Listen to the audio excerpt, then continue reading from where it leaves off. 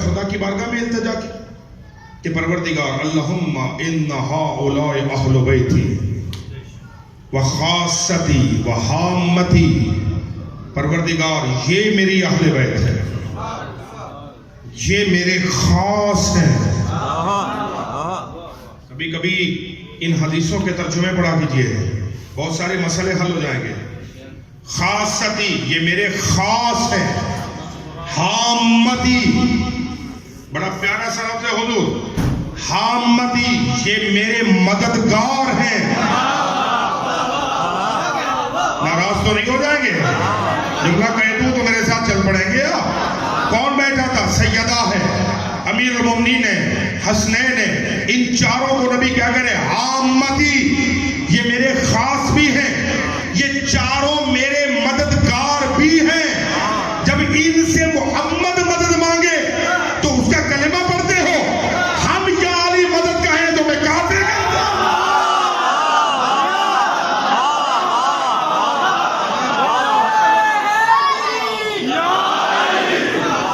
اللہ اکبر، یہ میرے خاص ہیں، یہ میرے مددگار ہیں۔ لحمہم لحمی، ان کا گوشت میرا ہے۔ دمہم دمی، ان کا خون میرا ہے۔ یعلمنی ما یعلمہم، یحزننی ما یحزنہم، جو ان سے محبت کرتا ہے وہ مجھ سے کرتا ہے، جو انہیں غمناک کرتا ہے وہ مجھے کرتا ہے، جو ان سے جنگ کرے گا وہ مجھ سے کرے گا، جو ان سے شروع کرے گا یہ مجھ سے کرے گا۔ کیوں؟ انہم منی وانا منہم، میں ان سے ہوں یہ مجھ سے ہے۔ اللہم اے پروردگار فاجعل صلواتک و برکاتک و رحمتک و غفرانک و رضوانک علی و علیہم، جیسے مجھ پہ تیری صلوات ہے ویسے ان پہ ہے۔ یہ حدیث قصہ کے الفاظ ہے، آخر میں دعا ہے۔ تو بزم پہلے سے تھی، آیت تطہیر جبریل لے کے بعد میں آیا۔ گویا اللہ نے آل محمد کے کردار کو قرآن بنایا کہ ان کے کردار کو تاریخ کے اوراق سے مت پہچاننا۔ قرآن کی آیتیں بول بول کے بتائیں گی کہ کس کس مقام پر آل محمد کے فضائل پڑے۔ اللہ اکبر۔ بس اسی لیے تو عزیزو یہ گریہ ہے، اسی لیے تو یہ ماتم ہے کہ جن کا وجود، جس بی بی کا وجود ہم سطح قرآن ہے، اسی وجود کو اس انداز میں علی نے قبر میں لٹایا کہ پہلو شکستہ، ہاتھ ٹوٹا ہوا،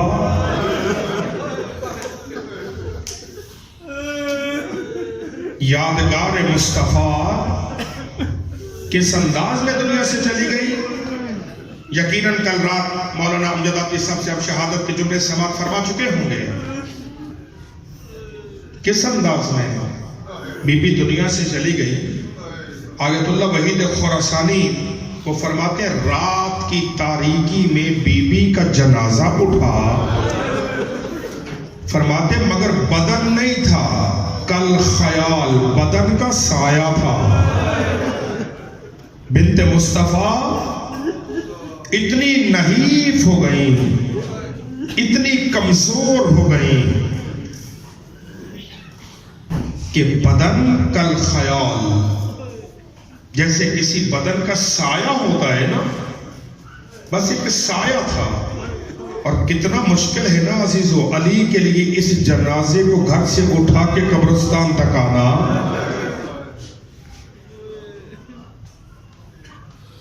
کتنا مشکل ہے۔ دنیا غور کرے، جس کی عزتیں اتنی تھیں کہ تاریخ اور روایات یہ کہتی ہیں جب جب بی بی آتی تھی مصطفیٰ کھڑے ہو جاتے تھے،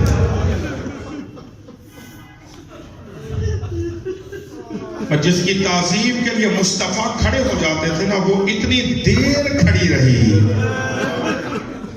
کہ رو رو کے کہتی رہی کہ چچا سلیمان ان سے کہے کہ میں زیادہ دیر کھڑی نہیں ہو سکتی۔ اجرکم علی اللہ، اجرکم علی اللہ۔ ابھی یہ میرے بھائیوں نے لائٹوں کو آف کر دیا نا، ذکر فاطمہ ہے تاکہ پردہ برقرار رہے، مگر یہ مجلس کا اندھیرا اور ہے، قبر پر اندھیرا اور ہے۔ کتنی مظلومہ ہے فاطمہ، جو مکہ و مدینہ کے زائر بیٹھے ہو۔ ایک زائر نے خود یہ جملہ مجھے کہا کہ مولانا جب مدینہ جاتے ہیں نا تو کہا ہم نے کسی ایک عربی سے پوچھا کہ بنت مصطفیٰ کی قبر کہاں ہے؟ کہ اس عربی نے مجھے کہا کہ جب رات ہو جائے نا تو مدینے کے کسی اونچے مقام پہ چلے جانا، جس مقام پر تجھے سب سے زیادہ اندھیرا نظر آئے۔ شرم نہیں کیجئے، یہ مادر حسنین کا ماتم ہے، یہ رسول کی عزادار کا ماتم ہے، یہ فاطمہ زہرا کا ماتم ہے۔ جتنی چیخیں مار کے رو سکتے ہو رو لو۔ میں نے عرض کیا میرے بھائی ایسے بھائی تشریف فرما ہے جو بے اولاد و بے حق سیدہ، خدا انہیں نعمت اولاد سے سرفراز فرمائے۔ یہ جملے میں نے تفصیلاً یہ جملے گزارش کی عزیزو، یہ تاریخ کا پہلا اور آخری جنازہ ہے کہ جس کے بارے میں وصیت تھی کہ کسی کو خبر نہیں دینی۔ یہ آل محمد کا پہلا جنازہ ہے جس پر بیٹیاں جی بھر کے رو نہیں سکی۔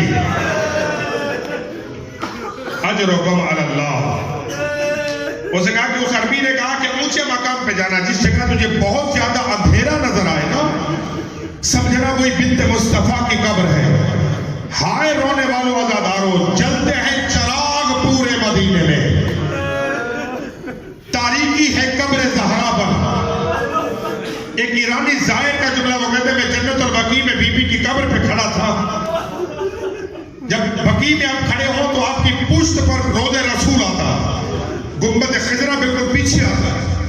وہ کہتے ہیں میں نے بی بی کی قبر کی زیارت کی، روتے روتے میں نے دیکھا تو میری گنبد خضرا پہ نگاہ پڑی کہ میں نے بی بی کی قبر سے گنبد خضرا کو دیکھا اور دیکھے گا یا رسول اللہ آپ کا ایک بیٹا ایران آیا تھا، یا رسول اللہ وہ دیکھیے کیسا روزہ بنا ہوا ہے، کاش کہ تیری فاطمہ بھی کربلا آ جاتی، کاش تیری فاطمہ بھی ایران آتی، ہم بیٹیوں کا زیور دے کے تیری فاطمہ کا روزہ بناتے۔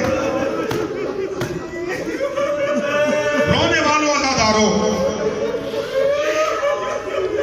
شہید محسن کا جملہ مجھے یاد آ رہا ہے، انہوں نے اسی ایک منظر کے لیے کہا تھا اے خاک مدینہ تیری گلیوں میں ابھی تک ہم بنت پیغمبر کی لحد ڈھونڈ رہے ہیں، کہاں ہے قبر زہرا کسی کو نہیں پتا۔ مشہور روایت ہے کہ جنت البقیع میں ہے نا، جب بارواں آئے گا تو پتہ چلے گا کہ کس مقام پر علی مولا نے بی بی کو دفنا دیا تھا، اس لیے کہ بہت عظیم جملہ کسی نے سوشل میڈیا پہ لکھا، 7 چادروں کا کفن، بقیع میں 40 قبریں، فاطمہ دفنائی نہیں گئی۔ اجرکم علی اللہ، اجرکم، حوصلہ حوصلہ،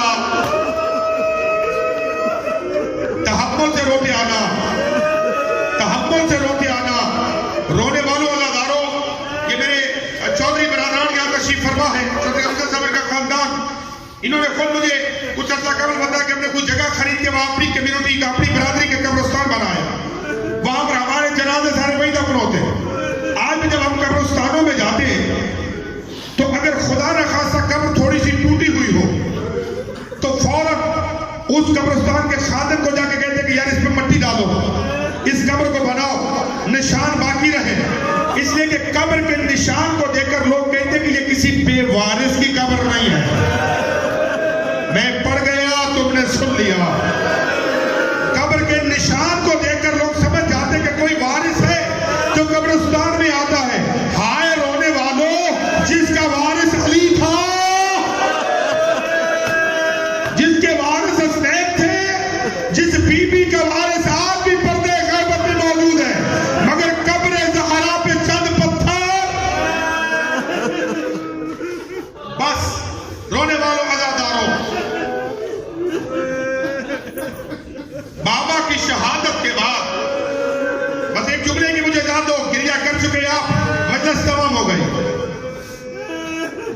کی رحلت کے بعد سارا دن بابا کے غم میں گریا کرتی ہیں.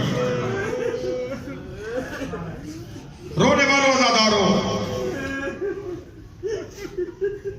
امیر المومنین تشریف لائے. فاطمہ آج تیرے بابا کے امتیوں نے تجھے سلام کہا ہے. اچھا یا علی. مولا رو کے فرماتے ساتھ دوسری بات یہ بھی کی کہ فاطمہ سے کہو رونے کا کوئی وقت مقرر کرے. میں پڑھ گیا، تم نے سن لیا. ہمارے گھروں میں جب کوئی جنازہ اٹھتا ہے تو بیٹیوں کو کبھی یہ نہیں کہا جاتا کہ رو نہیں، حوصلہ دیا جاتا ہے. کہا فاطمہ روتی ہے، ہمارے کام میں خلل آتا ہے. رونے والوں، امیر المومنین کو روتا دیکھا بی بی نے کہا یا علی آپ روئیے نہیں. جا کے مدینہ والوں سے کہہ دیجئے آج کے بعد فاطمہ روئے گی نہیں. بس رونے والوں عزاداروں، ایک مرتبہ بی بی فرماتی یا علی ایسا کیجئے میرے لیے جنت البقیع میں کو حجرہ بنا دیجئے جسے بیت الحزن کہا جاتا ہے. میں وہاں اپنے بچوں کو لے کے جا کے بابا کا گریہ کروں گی. بس رونے والوں عزاداروں، آخری جملہ اور زحمت میں نے تمام کر دی آپ کی. علی مولا نے جنت البقیع میں حجرہ بنایا. بی بی صبح صبح اپنے حسنین کو ساتھ لیتی، جنت البقیع میں آ کے حجرے میں بیٹھ جاتی، حسنین کو سینے سے لگا کے بی بی رو رو کے کہتی تم مجھے نان بابا کا پرسہ دو، میں تمہیں تمہارے نانا کا پرسہ دیتی ہوں. بس رونے والوں عزاداروں بھی چند دن روتے ہوئے گزرے تھے.